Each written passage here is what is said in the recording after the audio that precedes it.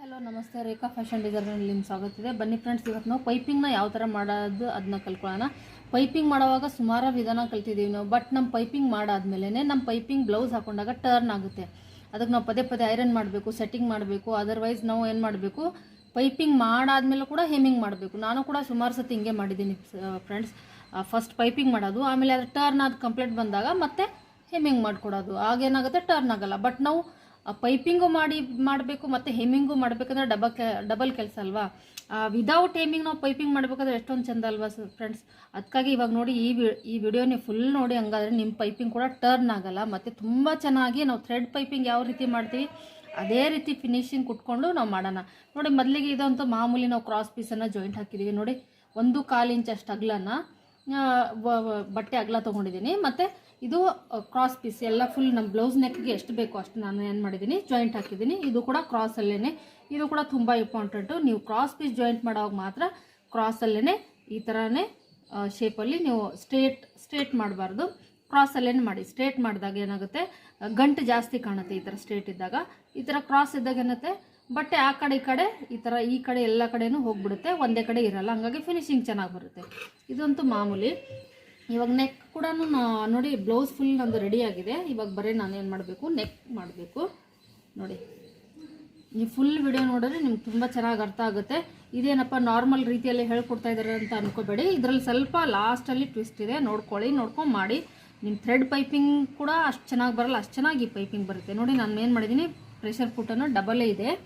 ಇಲ್ಲಿ ಏನು ಮಾಡ್ತಾಯಿದ್ದೀನಿ, ಇವಾಗ ಜಾಯಿಂಟ್ ಆಗಿರೋದನ್ನ ನಾನು ಕ್ರಾಸ್ ಪೀಸ್ ಏನು ಮಾಡ್ತೀನಿ, ಫ್ರಂಟ್ ಒಂದು ಸ್ವಲ್ಪ ಫೋಲ್ಡ್ ಮಾಡಿ, ಮಾಮೂಲಿ ನಾವು ಹೆಂಗೆ ಹಾಕಿರ್ತೀವಿ ಹಂಗೆ ಹಾಕ್ಕೊಳ್ಳಿ. ಅದು ಎಷ್ಟು, ಈ ಪ್ರೆಷರ್ ಫುಟ್ ಏನಿದೆ ಅಲ್ವಾ, ಆ ಪ್ರೆಷರ್ ಫುಟ್ ಅಷ್ಟೇ ಪ್ಲಸ್ ಮೀನ್ಸ್ 1/4 ಇಂಚ್ ಅಷ್ಟೇ ಬಿಟ್ಟು, ಮತ್ತು ಈ ಪೀಸ್ ಇದೆಲ್ವ ಲೈಟಾಗಿ, ತುಂಬ ಜಾಸ್ತಿ ಇಲ್ಲ, ಜಸ್ಟ್ ಲೈಟಾಗಿ ಎಳ್ಕೊಂಡು ಎಲ್ಲ ಕಡೆನೂ ಇದೇ ಥರ ಹಾಕ್ಕೊಳ್ಳಿ. ಫುಲ್ ಪಟ್ಟಿ ಏನಿದೆ ನೆಕ್ ಅರೌಂಡಿಂಗ್ ಫುಲ್ ಎಲ್ಲೆಲ್ಲೂ ಜಾಯಿಂಟ್ ಹಾಕಿ. ಜಾಸ್ತಿ ಎಳೆಯಂಗಿಲ್ಲ ಫ್ರೆಂಡ್ಸ್, ಜಸ್ಟ್ ಸ್ವಲ್ಪ ಎಳಿಬೇಕು. ಯಾಕಂದರೆ ನೆಕ್ ಈ ಥರ ಕ್ರಾಸ್ ಪೀಸ್ ನೀಟಾಗಿ ಹಿಂಗೆ ಎಳ್ಕೊಂಡಾದ್ಮೇಲೆ ಸ್ವಲ್ಪ ನೆಕ್ ಸ್ವಲ್ಪ ಟೈಟಾಗಿ ಕೂತ್ಕೊಳ್ಳುತ್ತೆ, ಚೆನ್ನಾಗಿ ಕೂತ್ಕೊಳ್ಳುತ್ತೆ. ನೋಡಿ, ಸ್ವಲ್ಪನೇ ಎಳ್ಕೊಂಡ್ಬಿಟ್ಟು ನಾನೇನು ಮಾಡ್ತೀನಿ, ಕರೆಕ್ಟಾಗಿ ಈ ಪ್ರೆಷರ್ ಫುಟ್ ಎಷ್ಟಿದೆ ಅಷ್ಟೇ ಪ್ಲೇಸ್ ನಾನು ರೈಟ್ ಹ್ಯಾಂಡ್ ಸೈಡನ್ನು ಬಿಟ್ಬಿಟ್ಟು ಸ್ಟಿಚ್ ಹಾಕೋತಾ ಇದ್ದೀನಿ. ಫುಲ್ಲು ನೆಕ್ಕೆಲ್ಲನೂ ಹಾಕೊಂಡ್ಬಿಡೋಣ. ವಿಡಿಯೋನ ಫುಲ್ ನೋಡಿ ಫ್ರೆಂಡ್ಸ್, ಅಂದಾಗ ನಿಮ್ಗೆ ಅರ್ಥ ಆಗುತ್ತೆ. ಇದೇನು ಮಾಮೂಲಿನೇ ಪೈಪಿಂಗ್ ಮಾಡೋ ರೀತಿಯಲ್ಲಿ ಮಾಡ್ತಾಯಿದ್ದೀನಿ ಅಂತ ಅನ್ಕೋಬೇಡಿ. ನೋಡಿ, ಇವಾಗ ಲಾಸ್ಟ್ ಇಷ್ಟು ಬಟ್ಟೆ ಮಿಕ್ಕು, ಇದನ್ನ ಎಕ್ಸ್ಟ್ರಾ ಇರೋದನ್ನ ನಾವು ಕಟ್ ಮಾಡೋಣ. ಕಟ್ ಮಾಡಿ ಇದು ಸಹ ಫೋಲ್ಡ್ ಹಾಕೋಣ. ಈ ಥರ ಎಕ್ಸ್ಟ್ರಾ ಇರೋದನ್ನ ಈ ಥರ ಫೋಲ್ಡ್ ಹಾಕೊಂಡ್ಬಿಟ್ಟು ಮಾಡೋಣ. ಈ ಫಸ್ಟ್ ಪ್ರೊಸೀಜರ್ ಎಲ್ಲನೂ ಸೇಮ್ ನಾವು ಮಾಮೂಲಿ ಹೆಂಗೆ ಮಾಡ್ತೀವಿ ಅದೇ ರೀತಿಯಲ್ಲಿದೆ. ಲಾಸ್ಟ್ ಏನಿದೆ ಅಲ್ವಾ, ಅದು ಸ್ವಲ್ಪ ಚೇಂಜ್ ಇದೆ. ಈ ಗುಂಜೆ ಏನಿದೆ ಅಲ್ವಾ, ಅದೆಲ್ಲನೂ ನೀವು ನೀಟಾಗಿ ಕಟ್ ಮಾಡ್ಕೊಳ್ಳಿ. ಆಮೇಲೆ ಬ್ಯಾಕ್ ಸೈಡ್ ಕೂಡ ನೋಡ್ಕೊಳ್ಳಿ, 1/4 ಇಂಚ್ ಕರೆಕ್ಟಾಗಿ ಸ್ಟಿಚಿಂಗ್ ಬಂದೈತಾ. ಏನಾದರೂ ಬಂದಿರಲಿಲ್ಲ ಅಂದರೆ ನೀವು ಮತ್ತೆ ಬ್ಯಾಕಿಂದ ಕೂಡ ಸ್ಟಿಚ್ ಹಾಕ್ಕೊಳ್ಳಿ, ನೋ ಪ್ರಾಬ್ಲಮ್. ನೋಡಿ, ಹೀಗೆ ಕರೆಕ್ಟಾಗಿ 1/4 ಇಂಚ್ ಎಲ್ಲ ಕಡೆನೂ ಬಂದಿದೆ, ಎಲ್ಲಿ ಬಟ್ಟೆ ಪಿಂಚ್ಕೊಂಡಿಲ್ಲ.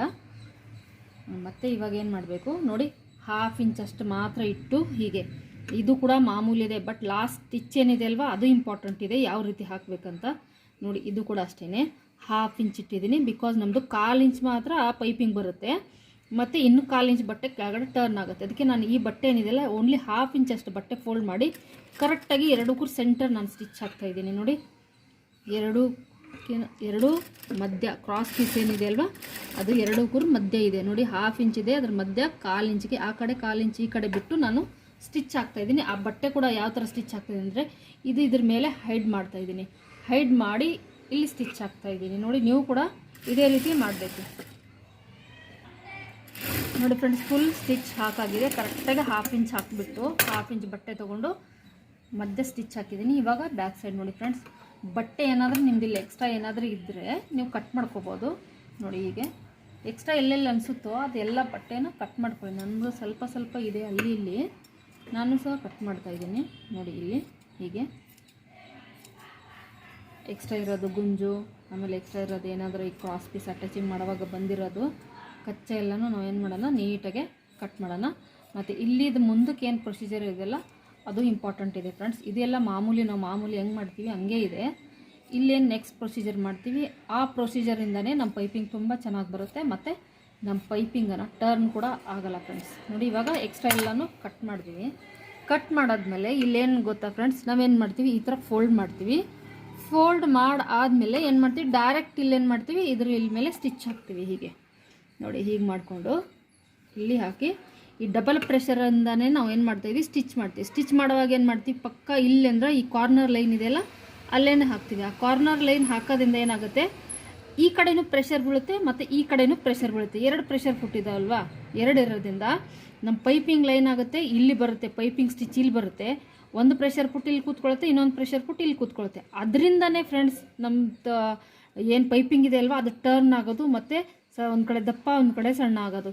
ಹಾಗಾಗಿ ನಾನು ಈ ಪ್ರೆಷರ್ ಪುಟ್ ಇವಾಗ ಚೇಂಜ್ ಮಾಡ್ತಾ ಇದ್ದೀನಿ. ಸಿಂಗಲ್ ಪ್ರೆಷರ್ ಪುಟ್ ಹಾಕ್ತಾ ಇದ್ದೀನಿ. ಸಿಂಗಲ್ ಯಾವ ಕಡೆಯಿಂದ ಹಾಕ್ತಾ ಇದ್ದೀನಿ, ಇದು ಲೆಫ್ಟ್ ಕಡೆಯಿಂದ ಹಾಕ್ತಾ ಇದ್ದೀನಿ. ರೈಟ್ ಕಡೆ ಇರೋದು ಪೈಪಿಂಗ್ ಅಲ್ವಾ, ಅದಕ್ಕಾಗಿ ಲೆಫ್ಟ್ ಕಡೆ ನಾನು ಏನು ಮಾಡ್ತಾ ಇದ್ದೀನಿ, ಪ್ರೆಷರ್ ಪುಟ್ಟನ್ನು ನೋಡಿ ಫ್ರೆಂಡ್ಸ್, ಇದು ಲೆಫ್ಟ್ ಪ್ರೆಷರ್ ಪುಟ್ ಇದೆ. ನಾನೇನು ಮಾಡ್ತಾ ಇದ್ದೀನಿ ಇವಾಗ, ಇದು ಚೇಂಜ್ ಮಾಡ್ತಾ ಇದ್ದೀನಿ. ಮಾಮೂಲಿ ನಾವು ಥ್ರೆಡ್ ಪೈಪಿಂಗ್ ಮಾಡುವಾಗ ಈ ಪ್ರೆಷರ್ ಪುಟ್ ಯೂಸ್ ಮಾಡ್ಕೊಳ್ತೀವಿ, ಬಟ್ ಇವಾಗ ಪೈಪಿಂಗ್ ಮಾಡುವಾಗ ಕೂಡ ಇದನ್ನ ಯೂಸ್ ಮಾಡ್ಕೊಳ್ಳಿ, ತುಂಬ ಚೆನ್ನಾಗಿ ಪೈಪಿಂಗ್ ಬರುತ್ತೆ. ನಾನು ಕೂಡ ಫಸ್ಟು ಡಬಲ್ ಪ್ರೆಷರ್ ಪುಟ್ ಇಟ್ಕೊಂಡೇ ಮಾಡ್ತಿದ್ದೆ. ನಂದು ಕೂಡ ಪೈಪಿಂಗ್ ಪದೇ ಪದೇ ಟರ್ನ್ ಆಗ್ತಿತ್ತು, ಪದೇ ಪದೇ ಐರನ್ ಮಾಡ್ತಿದ್ದೆ, ಹೇಮಿಂಗ್ ಮಾಡ್ತಿದ್ದೆ. ಬಟ್ ಈ ಥರ ಮಾಡೋದ್ರಿಂದ ತುಂಬ ಚೆನ್ನಾಗಿ ಪೈಪಿಂಗ್ ಬಂತು. ಆಮೇಲೆ ಒಂದು ಕೂಡ ಹೇಮಿಂಗ್ ಮಾಡಲಿಲ್ಲ ಮತ್ತು ನಾನು ವಾಪಸ್ ಐರನ್ ಕೂಡ ಮಾಡಲಿಲ್ಲ. ನೋಡಿ ನಮ್ಗೆ ಇವಾಗ ಎಷ್ಟು ಬೇಕು ಅಷ್ಟೇ ಪೈಪಿಂಗ್, ಥ್ರೆಡ್ಗೆ ಎಷ್ಟು ಬೇಕಲ್ವಾ, ಥ್ರೆಡ್ ಪೈಪಿಂಗ್ ಮಾಡ್ತೀವಿ ಎಷ್ಟು ಮಾಡ್ತೀವಿ ಅಷ್ಟಕ್ಕೆ ಕರೆಕ್ಟಾಗಿ ಮಾಡ್ಕೊಳ್ಳಿ. ಆಮೇಲೆ ಕರೆಕ್ಟಾಗಿ ಆ ಪಾಯಿಂಟ್ ಹತ್ರ ಇಟ್ಕೊಳ್ಳಿ. ಇವಾಗ ಏನಾಗುತ್ತೆ, ಈ ಥರ ಹಾಕೋದ್ರಿಂದ ಈ ಸೈಡ್ ಪ್ರೆಷರ್ ಬೀಳೋದಿಲ್ಲ. ಈ ಸೈಡ್ ಪ್ರೆಷರ್ ಬೀಳದೇ ಇರೋ ಕಾರಣಕ್ಕಾಗಿ ಆ ಪೈಪಿಂಗ್ ಹಾಗೆ ಉಳ್ಕೊಳ್ಳುತ್ತೆ ಮತ್ತು ಸ್ವಲ್ಪ ತಿಕ್ಕ, ಆಮೇಲೆ ಸ್ವಲ್ಪ ಬುಷಿ ಕೂಡ ಬರುತ್ತೆ ಫ್ರೆಂಡ್ಸ್, ತುಂಬ ಚೆನ್ನಾಗಿ ಬರುತ್ತೆ ನೋಡಿ ಹೀಗೆ. ಆಮೇಲೆ ನಮ್ಗೆ ಕಾಣುತ್ತೆ ಕೂಡ ಇಲ್ಲಿ ನಮ್ಮ ಸ್ಟಿಚ್ ಬೀಳಬೇಕು, ಈ ಕಡೆ ಹೋಗ್ತಾ ಇದೆ ಆ ಕಡೆ ಹೋಗ್ತಾ ಇದೆ ಅಂತ ಗೊತ್ತಾಗುತ್ತೆ.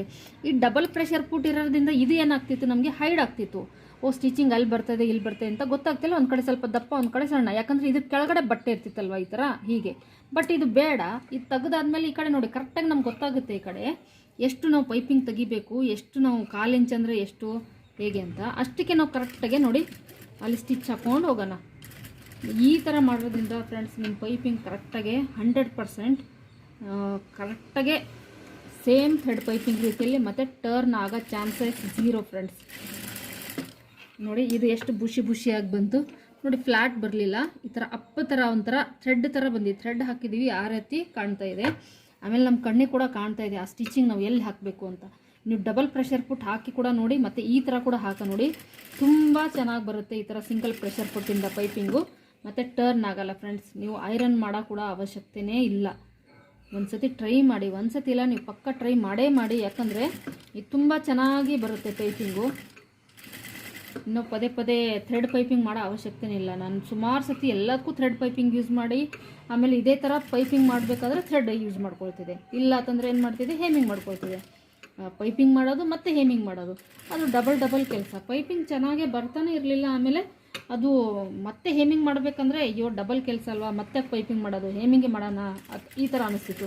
ಬಟ್ ನನಗೆ ಯಾವಾಗ ಈ ಮೆಥಡ್ ನನಗೆ ತಲೆಗೆ ಹೊಳಿಯುತ್ತೋ ಆವಾಗಿಂದ ನಾನು ಒಂದು ಪೀಸ್ ಕೂಡ ಹೇಮಿಂಗ್ ಮಾಡೇ ಇಲ್ಲ ಫ್ರೆಂಡ್ಸ್, ಪೈಪಿಂಗೇ ಮಾಡಿದೆ. ಮತ್ತು ಕಸ್ಟಮರ್ಗೂ ಕೂಡ ತುಂಬ ಇಷ್ಟ ಆಯಿತು. ಮತ್ತು ಈ ಥರ ಕಾಂಟ್ರಾಸ್ಟ್ ಬಟ್ಟೆ ಏನಾದರೂ ಇದ್ದರೆ ಆ ಪೈಪಿಂಗ್ ಕೂಡ ತುಂಬ ಚೆನ್ನಾಗಿ ಬರುತ್ತೆ ಫ್ರೆಂಡ್ಸ್. ನೋಡಿ ನೀವು ಎಲ್ಲಿನೂ ಒಂದು ಕಡೆಯೂ ಪೈಪಿಂಗ್ ದಪ್ಪ ಸಣ್ಣ ಬರ್ತಾ ಇಲ್ಲ ನೋಡಿ, ಈಕ್ವಲ್ ಆಗಿದೆ ಫ್ರೆಂಡ್ಸ್, ಎಲ್ಲ ಕಡೆಯೂ ಈಕ್ವಲ್ ಆಗಿದೆ. ಮತ್ತು ಕೆಳಗಡೆದು ಫಿನಿಶಿಂಗ್ ಕೂಡ ನೋಡಿ ಎಷ್ಟು ಚೆನ್ನಾಗಿ ಬಂದಿದೆ ನೋಡಿ. ಹೀಗೆ ನೀವು ಫುಲ್ಲು ನೋಡಿದ್ರೇ ಒಂದೇ ಸಮಾಗಿ ಈಕ್ವಲ್ ಆಗಿ, ಮತ್ತು ನೀವು ಹೀಗೆ ಇಟ್ಕೊಳ್ಳಿ, ಇದನ್ನ ಹೀಗೆ ಇಟ್ಕೊಳ್ಳಿ. ನಾನು ತೋರಿಸ್ತೀನಿ ಫುಲ್ ಫಿನಿಶಿಂಗ್ ಆದಮೇಲೆ ಇದು ಯಾವ ರೀತಿಯೂ ಟರ್ನ್ ಆಗಲ್ಲ ನೋಡಿ. ಹಿಂಗೆ ಹಾಗೆ ಇಟ್ಟರು ಕೂಡ ನಾವೇನು ಮಾಡಬೇಕು, ಐರನ್ ಮಾಡಬೇಕು. ಇಲ್ಲಿ ಕಾಮನ್ ಆಗಿ ಇಲ್ಲೇನಾಗುತ್ತೆ, ಹೀಗೆ ಟರ್ನ್ ಆದಾಗ ಆಗ್ತಿತ್ತು. ಬಟ್ ಈಗ ಮಾಡಿದಾಗಿಂದನೂ ಟರ್ನ್ ಆಗಲ್ಲ ಫ್ರೆಂಡ್ಸ್. ಎಲ್ಲನೂ ನಾವು ಇದೇ ರೀತಿ ಮಾಡ್ಕೊಳ್ಳೋಣ. ಆಮೇಲೆ ಸ್ವಲ್ಪ ಕಾನ್ಸಂಟ್ರೇಷನ್ ಇಟ್ಕೊಂಡು ಕರೆಕ್ಟಾಗಿ ಆ ಲೈನ್ ಏನಿದೆ ಅಲ್ಲ ಕಾರ್ನರಲ್ಲಿ ಹಾಕಿ, ತುಂಬ ಚೆನ್ನಾಗಿ ಬರುತ್ತೆ ಆಗ ನೋಡಿ ಫ್ರೆಂಡ್ಸ್. ನಮ್ಮ ಬ್ಲೌಸ್ ಫುಲ್ಲು ನೆಕ್ಕೆಲ್ಲ ಆಗ್ತಾ ಬರ್ತಾ ಇದೆ, ಲಾಸ್ಟ್ ಎಡ್ಜು. ಆಮೇಲೆ ನಾನು ಐರನ್ ಕೂಡ ಮಾಡಲ್ಲ, ಹಿಂಗೆ ತೆಗ್ದುಬಿಟ್ಟು ತೋರಿಸ್ತೀನಿ. ಈಗ ಒಂಥರ ಹಿಂಗೆ ಹಿಡ್ಕೊಂಡ್ರೆ ಏನಾಗುತ್ತೆ, ಪೈಪಿಂಗು ಟರ್ನ್ ಆಗ್ತಿತ್ತು. ಇವಾಗ ನೋಡಿ ನಂದು ಫುಲ್ ಎಲ್ಲ ಫಿನಿಶಿಂಗ್ ಮುಗೀತು. ರಫ್ ಹಾಕಿ ತೆಗೆದುಬಿಡೋಣ ನೋಡಿ ಫ್ರೆಂಡ್ಸ್. ಹೀಗೇ ತೋರಿಸ್ತಾ ಇದ್ದೀನಿ. ಇವಾಗ ಬ್ಲೌಸ್ ಫುಲ್ ಈ ಥರ ಇಟ್ಕೊಂಡು ನೋಡಿ, ಎಲ್ಲಿನೂ ಒಂದು ಕಡೆನೂ ಚಿಕ್ಕದಾಗಿ ದೊಡ್ಡದಾಗಿ ಇಲ್ಲ, ಸರಿ ಸಮಾನವಾಗಿ ಸ್ವಲ್ಪ ಕಾನ್ಸಂಟ್ರೇಷನ್ ಇಟ್ಕೊಂಡ್ರೆ ನಾನು ಕರೆಕ್ಟಾಗಿ ಥ್ರೆಡ್ ಪೈಪಿಂಗ್ ರೀತಿಯಲ್ಲೇ ಬರುತ್ತೆ ನೋಡಿ. ಹೀಗೆ ನೋಡಿ ಇವಾಗ ಏನು ಮಾಡೋಣ, ಈಗ ನೋಡೋಣ ಈ ಥರ ಇಟ್ಕೊಂಡು ನೋಡಿ ಫ್ರೆಂಡ್ಸ್. ಹಿಂಗೆ ಮಾಡ್ಕೊಂಡು ಹಿಂಗೆ ಇಟ್ಕೊಂಡಾಗ ಏನಾಗ್ತಿತ್ತು, ಪೈಪಿಂಗು ನೀವು ಎದ್ದ ತಕ್ಷಣ ಏನಾಗುತ್ತೆ, ಟರ್ನ್ ಆಗ್ತಿತ್ತು. ಬಟ್ ಇದು ನೋಡಿ ಎಷ್ಟು ಚೆನ್ನಾಗಿ ನೀಟಾಗಿ ಕೂತ್ಕೊಂಡಿದೆ ನೋಡಿ. ನಾನು ಹೇಮಿಂಗ್ ಮಾಡಿಲ್ಲ, ಇದು ಒಳಗಡೆ ಇದನ್ನು. ಮತ್ತು ಫ್ರಂಟ್ ಕೂಡ ನೋಡಿ ಐರನ್ ಕೂಡ ಮಾಡಿಲ್ಲ ನಾನು ನೋಡಿ. ಎಲ್ಲಿ ಟರ್ನ್ ಆಗ್ತಾ ಇಲ್ಲ, ಮತ್ತು ಫಿನಿಶಿಂಗ್ ಚೆನ್ನಾಗಿದೆ. ಆಮೇಲೆ ಒಂದೇ ಸಮಾನವಾಗಿದೆ. ಆಮೇಲೆ ಒಳಗಡೆ ಬಟ್ಟೆ ಕೂಡ ನೋಡಿ ಒಂದು 1/4 ಇಂಚ್ ಇರೋದ್ರಿಂದ ಅದು ನಾವು ಹೇಮಿಂಗ್ ಮಾಡೋ ಅವಶ್ಯಕತೆ ಇಲ್ಲ. ಆಮೇಲೆ ಟರ್ನ್ ಆಗಲ್ಲ. ಐರನ್ ಮಾಡಿದಾಗಂತೂ ಇನ್ನೂ ಚೆನ್ನಾಗಿ ಸೂಪರಾಗಿ ಕುತ್ಕೊಳುತ್ತೆ. ನಾ ಇದು ಐರನ್ ಮಾಡಿಲ್ಲ ಇನ್ನೂ. ಐರನ್ ಮಾಡೋದಂತೂ ಇದೇನು ಸ್ವಲ್ಪ ರಿಂಕಲ್ಸ್ ಇದೆಯಲ್ಲ ಅದು ಕೂಡ ಹೊಂಟೋಗ್ಬಿಡುತ್ತೆ. ಏನು ಐರನ್ ಮಾಡೋ ಅವಶ್ಯಕತೆನೇ ಇಲ್ಲ. ತುಂಬ ಚೆನ್ನಾಗಿ ಬರುತ್ತೆ ನೋಡಿ. ಈ ಥರ ಮಾಡಿ ನಿಮ್ಮ ಬ್ಲೌಸ್ ಕೂಡ 100% ನಾನು ಬರೆದು ಕೊಡ್ತೀನಿ ಫ್ರೆಂಡ್ಸ್. ಒಂದು ಸ್ವಲ್ಪನೂ ನಿಮ್ಮದು ಟರ್ನ್ ಆಗಲ್ಲ, ಪೈಪಿಂಗು ಟರ್ನ್ ಆಗೋ ಚಾನ್ಸಸ್ ಇಲ್ಲ. ಕಾರ್ನರಲ್ಲಿ ಏನಾಗುತ್ತೆ, ಕೆಲವ್ರದ್ದು ಏನಾಗುತ್ತೆ ಹೀಗೆ ಟರ್ನ್ ಆಗುತ್ತೆ. ಈ ಥರ ಮಾಡಿದ್ರೆ ಟರ್ನ್ ಆಗಲ್ಲ. ನೋಡಿ ಎಷ್ಟು ಅಂದರೆ ತಿಕ್ಕಾಗಿ ಬಂದಿದೆ, ಒಂಥರ ಬುಷಿ ಬಂದಿದೆ. ನಾವು ಡಬಲ್ ಪ್ರೆಷರ್ ಪುಟ್ಟಾಗೋದ್ರಿಂದ ಹಿಂಗೆ ಪ್ರೆಷರ್ ಬೀಳ್ತಿತ್ತು, ಈ ಕಡೆ ಚಪ್ಟಾಗಿಬಿಡ್ತಿತ್ತು. ಈ ಕಡೆನೂ ಸ್ಟಿಚಿಂಗ್ ನಮ್ಗೆ ಕಾಣ್ತಾ ಇರಲಿಲ್ಲ. ಕಾರ್ನರಲ್ಲಿ ಯಾವ ಕಡೆ ಹಾಕಬೇಕು, ಎಲ್ಲಿ ಇಲ್ಲಿ ಬರ್ತಾಯಿದೆ, ಇದ್ರ ಮೇಲೆ ಬರ್ತಾಯಿದೆ ಗೊತ್ತಾಗ್ತಾ ಇಲ್ಲ. ಸಿಂಗಲ್ ಹಾಕೋದ್ರಿಂದ ಈ ಕಡೆ ನಮ್ಗೆ ಕರೆಕ್ಟಾಗಿ ಕಾಣುತ್ತೆ. ಅದಕ್ಕೆ ನಾವು ಇಲ್ಲಿ ಹಾಕೊಂಡು ಹೋಗ್ಬೋದು. ಆಮೇಲೆ ಇಲ್ಲಿ ಪ್ರೆಷರ್ ಬೀಳಲ್ಲ. ಅದಕ್ಕಾಗಿ ಏನಾಗುತ್ತೆ, ಇದು ಬಟ್ಟೆ ಹಾಗೆ ಕೂತ್ಕೊಳ್ಳುತ್ತೆ, ಟರ್ನ್ ಆಗಲ್ಲ.